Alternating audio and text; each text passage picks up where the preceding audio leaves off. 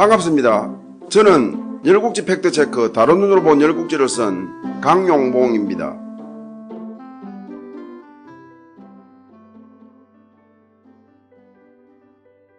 이번 회차에서는 열국지 팩트체크 다른 눈으로 본 열국지 제3장 기다림 그리고 기다림의 끝 제1절 짧고 굵게 진문공 5. 모반 그 정체는 의심과 불안 중 계좌추의 공에 대하여 살펴보겠습니다. 저는 오늘 살펴볼 열팩열국지의 글을 쓰기 위하여 사기, 춘추좌전, 국어 등의 문헌을 인용했는데요. 그 상세의 내역은 자막으로 나가는 바이니 참고하시기 바랍니다. 기원전 636년 여름 진문공이 반역한 여의생과 그계를 진나라에서 죽인 후 이를 조체 등에게 통지하자 진나라에 있던 대부들은 크게 기뻐하였습니다. 이에 조체는 대부들을 이끌고 하동까지 가서 진나라로 돌아오는 진문공을 영접하였습니다. 진문공은 진나라를 떠나기 전에 진목공에게 진나라의 안정을 위해 힘써준 것에 대하여 다시 한번 감사를 표하고는 회영을 진나라로 데리고 가겠다고 하였습니다. 이에 진목공은 기뻐하며 정병 3,000명으로 회영의 행렬에 앞뒤를 호위하게 했는데 그 군사들을 기강지복이라고 하였습니다. 집안이나 나라 다스리는 것을 기강이라고 하는데 이 기강이란 말은 이때 시작된 것이라고 합니다. 회영이란 이름은 진회공의 묘호인 회자와 진나라 국성인 영자를 따서 불린 이름이고 진문공과 결혼한 후에는 진문공의 묘호인 문자를 따서 문영이라고도 하였습니다. 정무공의 아내인 신나라 강씨를 무강이라 하고 위성공의 아내인 제나라 강씨를 성강이라고 하듯이 말이죠. 진문공은 강성으로 돌아와 회영을 부인으로 봉하였습니다. 그리고 여의생과 그계의 잔당을 몰살하려고 했으나 둘의 잔당이 너무나 많고 조체가 극구 만류하여 단념하고 널리 대사령을 내렸습니다. 그러나 둘의 잔당은 이도 불신하여 유언비어가 난무했는데 진문공은 민심이 요동쳐서 걱정이었습니다. 이때 지난날 중이가 망명생활을 할 때 공금을 들고 도망쳤던 두수가 나타나 진문공과의 면담을 신청했는데 진문공은 머리를 감는다며 이를 거절하였습니다. 이에 두수는 면회사절을 전하는 사자에게 주공이 목욕하려면 머리와 몸을 굽혀야 하고 그러려면 자연히 마음과 생각이 엎어질 것이니 나를 만나려고 하지 않으려는 것도 이해는 된다. 그러나 주공이 나를 만나지 않으면 진나라를 안정시킬 기회를 잃을 것이다. 지난날의 일만 생각하고 주공이 피를 만나지 않았더라면 어찌 여의생과 그계의 모반을 진압할 수 있었겠는가. 주공이 한낱 평범한 백성을 원수로 삼는다면 그 누가 주공을 섬기랴 라며 투덜댔습니다. 진문공은 사자를 통하여 두수의 말을 전해 듣고는 그를 만나 그를 용서하였습니다. 이어서 진문공은 두수를 자기 수레를 모는 의자로 삼고 그가 모는 수레를 타고 성안을 한 바퀴 돌았는데 이를 본 여의생과 그계의 잔당은 물론 일반 백성들은 두수까지 쓰는 것으로 보아 대사령은 진심이라고 여겨 민심은 곧 안정되었습니다. 진문공은 두수에게 다시 궁중고장을 맡아보게 하였습니다. 진문공은 공자 시절에 서나라 영씨 즉 서영과 결혼했으나 서영은 자녀 없이 일찍 죽었습니다. 그 후 피백나라 길씨 즉 핍길과 결혼하여 환과 백희 남매를 낳았는데 핍길은 포승에서 죽었고 정나라로 달아나며 진문공은 남매와 헤어졌었습니다. 그때 두수가 진문공의 어린 남매를 거두어 포승의 수신의 집에 맡기고 곡식 등을 넉넉히 대주며 남매를 양육하게 하였습니다. 두수의 공금 절지 사건과 관련하여 동절국지 제31회에서는 기원전 644년경에 중이 일행이 정나라에서 제나라로 떠날 때 두수가 공금을 챙겨 달아났다고 묘사하고 있습니다. 좌전 노희공 24년조에서도 그 시기 중이와의 동행 여부는 불분명하나 어떻든 두수는 중이의 창고지기로서 중이가 외국에 망명해 있을 때 재물을 절취하여 도망갔다고 기록하고 있으나 국어진어사에서는 두수는 중이가 진나라를 떠날 때 중이의 창고지기로서 중이를 따라가지 않았다고 기록하고 있을 뿐 절취했다는 기사는 없습니다.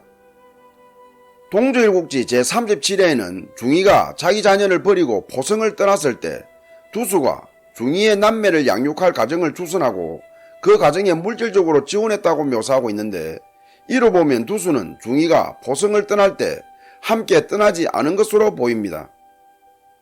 물론 그 뒤에 두수가 중이 일행과 합류했을 수는 있었겠지만 국어 진어 사에는 두수는 중이를 따라가지 않고 진나라에 남았다고 기록한 점, 좌전 노20 24년조에는 두수는 훔친 재물을 중이의 귀환을 위하여 모두 썼다고 기록한 점으로 보면 두수는 진나라에 남아 활동한 것으로 보입니다. 어떻든 두수가 절취했다면 제31회의 묘사와 같이 중이와 동행하다가 절취한 것이 아니라 제37회 좌전 노20 24년조 국어 진어 사의 묘사 기록과 같이 두수는 중이가 진에 남긴 재물을 관리하다가 절취한 것으로 추정됩니다. 두수가 진문공에게 환과 백희가 장성했다고 하자 진문공은 깜짝 놀랐습니다. 진문공은 난리에 어린 남매가 죽은 줄 알았습니다. 진문공은 망명 중 가는 곳마다 여자를 두어 많은 자녀를 두었으므로 두수는 그의 뜻을 알 수 없어서 남매의 생존 사실을 말하지 않았던 것입니다. 진문공은 두 남매와 뜨겁게 재회하였습니다. 무려 19년 만의 재회였죠. 진문공은 회영에게 환과 백희 이야기를 들려주며 둘의 정모가 되어달라고 하여 회영을 둘의 어머니로 삼았습니다. 이어 환을 세자로 삼고 양처보를 세자의 사부로 삼았습니다. 그리고 백희를 조체의 아내로 주어 백희는 조희가 되었습니다. 그 뒤 정나라 제후 적군은 지난날 진문공의 아내 계외를 진나라로 보냈고 제효공 또한 제강을 진나라로 보냈습니다. 진문공이 회영에게 두 여인에 관하여 설명하자 회영은 어려웠던 망명시절에 진문공을 내조한 계외와 제강의 공을 칭찬하며 부인의 지위를 양보하겠다고 하였습니다. 이에 따라 제강이 부인이 되고 계외 회영순으로 지위를 정하였습니다. 한편 조처의 아내이자 진문공의 딸인 조희는 정나라에서 계외가 왔다는 소식을 듣고는 조처에게 정나라에 있는 조처의 처인 수계모자를 데려오라고 하였습니다. 그러나 조처는 조희가 진문공의 딸인 점을 고려하여 수계모자를 데려오는 것을 결단하지 못하고 우물쭈물하였습니다. 이에 조희는 진문공을 찾아가 나는 박덕한 여자가 아니다. 수계를 소치하려는 것은 나의 덕도 아니다. 하루빨리 수계모자를 오게 해달라 라고 하였습니다. 조희는 조처가 진문공의 눈치를 본다고 판단, 진문공에게 직접 수계모자를 오게 해달라고 청한 것이었죠. 진문공은 조희의 어질물 칭찬하고 정나라에 사자를 보내어 수계모자를 데려왔습니다. 수계모자가 진나라에 오자 이번에는 수계모자의 지위를 두고 조희는 수계를 정실로, 조처와 수계의 아들인 조돈을 적자로 해야 한다고 주장하였습니다. 조처는 그럴 수는 없다며 조희의 말을 거절하였습니다. 조처는 수계모자를 불러들인 것만도 조희와 진문공에게 미안해 죽을 지경인데 게다가 수계모자를 정실과 적자로 삼으려는 것에는 도저히 동의할 수가 없었던 거죠. 조희는 또 진문공에게 자신의 뜻을 밝히며 수계모자를 정실과 적자로 세워달라고 청하였습니다. 이에 진문공이 수계모자를 불러 정실과 적자로 세우려고 하자 이번에는 수계가 극구 사양하였습니다. 수계도 진나라에 오게 된 것만도 고마운 일인데 하물며 정실의 자리를 차지한다면 뻔뻔스러운 일이라고 생각했던 거죠. 진문공은 강경하게 정실과 적자를 사양하는 수계에게 조희의 진정한 뜻임을 밝히며 거듭 권하여 수계모자는 할 수 없이 진문공의 권유를 받아들였습니다. 이로써 조처 부부의 서열도 정해졌습니다.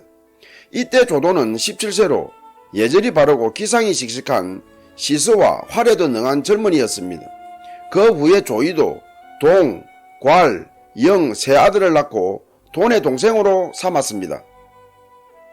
계외와 수괴는 지난 제62회차에서 살펴본 바와 같이 진문공이 기원전 655년에서 644년 동안 정나라에서 망명 생활을 하던 중에 정나라 제후가 진문공에게 바친 구연하라 여인인데요.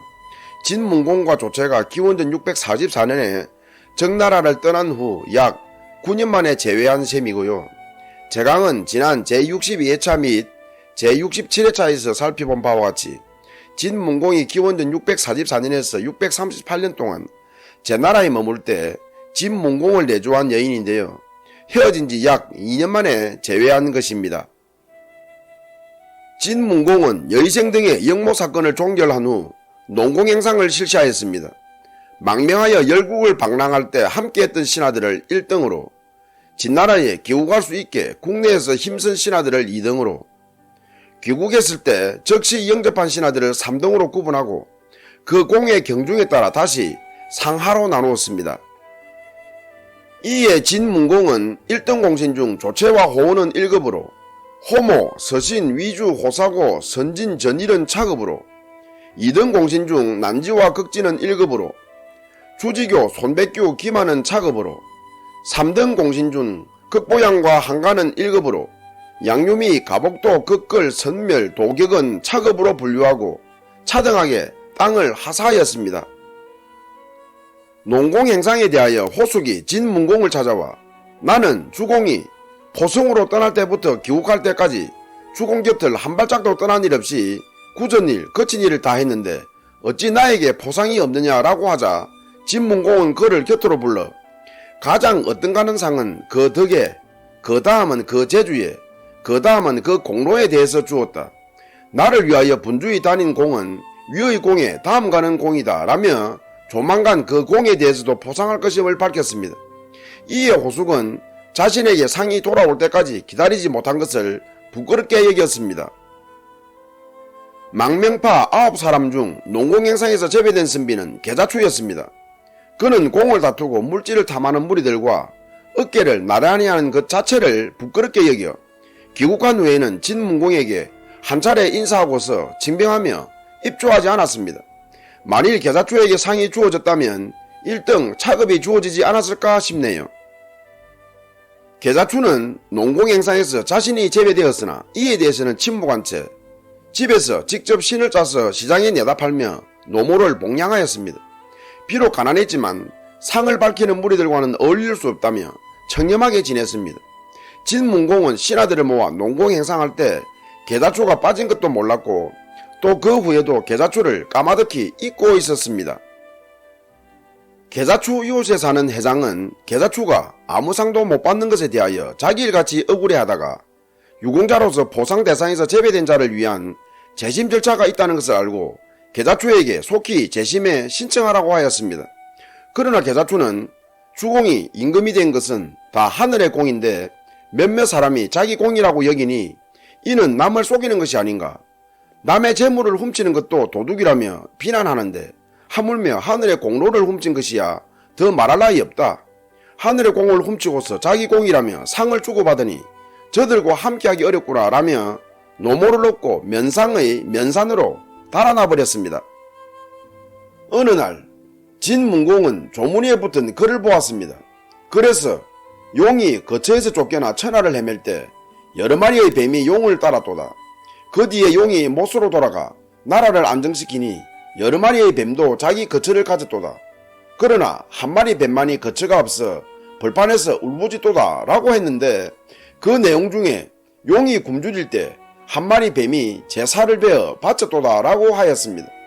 진문공은 단번에 그 글은 계자추가 자신을 원망하는 그림을 알아보았습니다.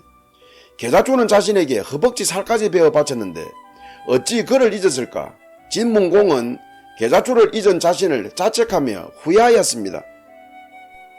진문공은 안타까워하며 계자추를 찾았으나 계자추의 행방은 묘연하였습니다. 이에 진문공은 계자추의 행방을 아는 이에게 벼슬을 내린다는 방을 붙였는데 이를 보고 회장이 나타났습니다. 회장은 계자추의 공이 세상에 알려지지 않을까 염려하여 자기가 글을 써서 조문에 붙였음을 밝히고 계자추는 상을 구하는 것은 부끄러운 일이라며 노모를 넣고 면산 깊이 들어갔다고 보고하였습니다. 진문공은 회장을 칭찬하고 하대부의 벼슬을 내렸습니다. 진문공은 즉시 회장을 앞장세우고 친히 면산으로 직행하여 사람을 사방으로 풀어 사사티 찾았습니다. 그러나 깊고 깊은 산속에서 계자추의 행방은 찾을 수가 없었습니다. 수색에도 아무런 성과가 없자 진문공은 계자초가 효자인 점을 이용하여 면산 사방에 불을 놓아 사흘 동안 태웠습니다. 그러면 계자초는 필시 노모를 업고 하산하리라 판단한 거였죠. 그러나 계자초는 나타나지 않았습니다.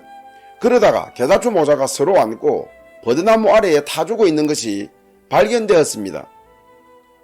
진문공은 계자초 모자 해골을 보며 하염없이 울었습니다. 면산 아래에다 계자초와 그 어미의 뼈를 묻게 하고 계자초에 사당을 지어 해마다 제사 지내게 하였습니다. 면산을 계산으로 고치며 자기의 잘못을 결코 숨기려고 하지 않았습니다. 후인들은 그곳을 계휴, 즉 계자초의 영혼이 쉬는 곳이라고 불렀습니다. 여조겸은 동네 자시박이에서 계자초가 공에 대한 상을 밝히는 신하들을 비난하는 것과 관련하여 계자초의 말은 그런 말은 아니나 그 말을 직접 한 것은 옳지 않다. 가령 진문공이 노기를 주었을 때나 노기를 한창 나눠줄 때 계자초가 노기를 사양하거나 상을 나눠주는 것은 부당하다며 그 말을 했다면 적어도 몸을 깨끗이 씻겼다거나 도리에 맞는 말을 했다는 평은 들었을 것이지만 노기를 받지 못한 후에 이런 말을 했으니 이는 사사로운 원망을 자조한 것에 불과할 뿐이다 라며 비판하였습니다. 여조겸은 진문공이 계자초에게 먼저 상을 주었더라면 그래도 계자초는 과연 상을 받지 않았을까? 그때도 공에 대한 상을 밝히는 신하들을 비난했을까 의문을 표하며 농공 행상에서 제외되자 계자초가 한 말임을 들어 이 말은 도리에 의거하여 한 말이 아니라 원망을 품고 한 말이다 라고 단언하였습니다. 한마디로 상을 받지 못한 것에 대하여 비춰서 한 말이라는 거죠. 여조겸은 계자초가 자신의 말처럼 호원등에게 보상하는 것이 부당하다고 여겼다면 비록 진문공이 호원등에게 상을 준 것은 잘못이지만 계자초 자신에게 상을 주지 않은 것은 바르게 행한 것인데 어찌 원망하는 마음을 가지며 어찌 언신하는가. 계자초의 행동은 진문공이 상을 내렸다고 꾸짖고 또 상을 내리지 않은 것을 꾸짖은 셈이 아닌가. 이로써 계자초의 말은 도리를 빌려 원망하는 마음을 털어놓은 것에 불과하다라며 계자초를 삐돌이라고 비판하였습니다. 계자초의 행방불명에 대한 추적이나 수색과 관련하여 동주일국지 제37회에서는 진문공이 계자초를 하산시키려고 면산에 방화했으나 계자초 모자는 불에 타 죽으면서도 끝내 하산하지 않았다고 묘사하고 있습니다. 장자 도측에서도 제37회의 묘사와 유사하게 진문공이 계자초를 배반하자 계자초는 노하여 진나라를 떠나 살다가 나무를 껴안은 채 불에 타 죽었다고 소개하고 있으나 진세가 좌전 노 2024년조 설원 복원에서는 진문공은 계자초가 면상으로 달아난 것을 보고받고 계자초 모자를 찾았으나 찾지 못하자 방화한 것이 아니라 비록 계자초가 받지는 않았지만 면상을 계자초에게 봉토로 주어 계자초의 제전으로 삼았다고 기록하고 있습니다. 제전이란 제사를 지내는 데 드는 비용을 충당하게 하기 위하여 하사한 땅을 말합니다. 열패길국지 이번 회차 팩트체크에서는 두수의 공금절지 사건과 관련한 상이한 기록과 계자초의 행방불명에 대한 추적이나 수색과 관련한 상이한 기록을 소개하고 있습니다.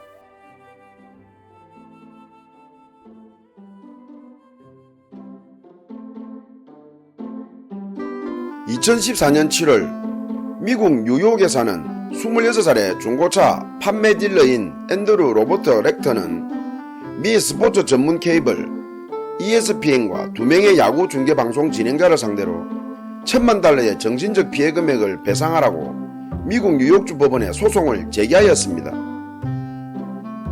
2014년 4월 13일 렉터는 뉴욕 양키스와 보스턴 레드삭스의 메이저리그를 직관하다가 꾸벅꾸벅 졸았는데 렉터의 조는 장면은 이 경기를 중계하던 ESPN을 통하여 생중계되었습니다. 렉터의 조는 장면을 두고 당시 야구 중계 아나운서 댄 슐만은 렉터를 생각 없는 야구팬으로, 해설가 존 크룩은 홈런에 45,000명의 함성이 터지는 곳에서 어떻게 잠을 잘 수 있느냐라며 한마디씩 농담하였습니다. 그런데 야구 경기 후 ESPN의 렉터의 조는 장면은 재편집되어 인터넷을 달구었는데 렉터는 뚱뚱한 당나귀, 뚱뚱한 젖소, 2인 좌석 필요 등 각종 악플에 시달렸습니다. 이에 렉터는 ESPN이 자신을 멍청하고 뚱뚱한 야구팬으로 묘사한 바람에 각종 악플에 시달려 심각한 우울 증세를 겪고 있다며 소송을 제기했던 것입니다. 그러나 이 소송을 담당한 줄리아 로드리게스 판사는 두 방송인이 다소 과장된 발언을 했다고 해도 소송감이 아니며 렉터에 대한 악플을 두 방송인의 탓으로 돌릴 수 없다라며 렉터의 청구를 기각했다고 합니다. 끝까지 시청해주셔서 감사합니다. 다음 회차에서 뵙겠습니다.